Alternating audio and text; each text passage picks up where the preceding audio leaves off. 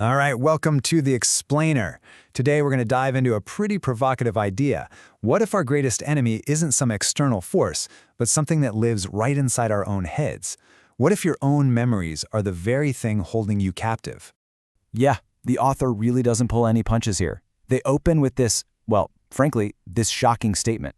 The whole idea is that our biggest, baddest foe isn't something out there in the world. Nope, it lives and breathes right inside our own minds.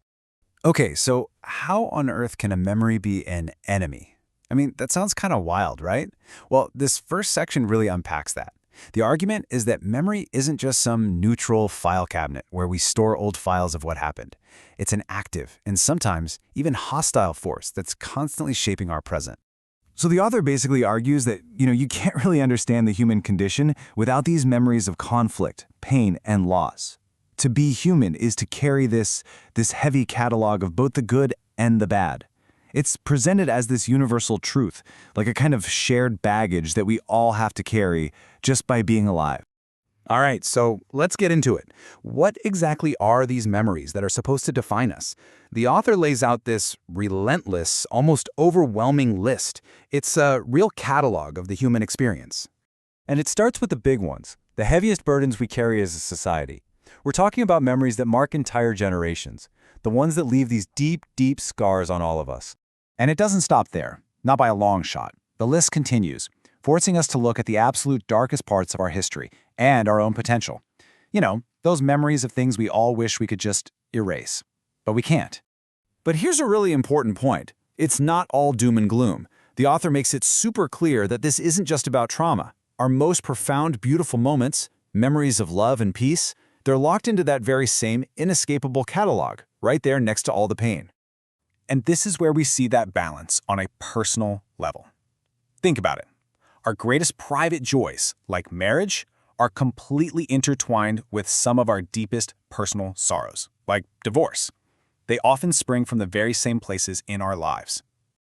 So this catalog, it really spans the entire spectrum of what it means to be alive. It's not just about emotional highs and lows. It's about primal survival, from memories of wealth to the raw, visceral memory of starving to death. For some people, memory is literally about the fight for life itself. Just let that sink in. And this brings us to the crucial point of the whole argument. It's not any one single memory that's the real enemy here. No. It's the sheer crushing weight of it all. The good, the bad, the beautiful, the horrific, all of it, piled on top of each other. That weight, the author says, is the fundamental human problem. The memories themselves are the problem, not the solution. Okay, so you might be thinking, if this weight is the problem, why can't we just, let it go? Well, it's not that simple.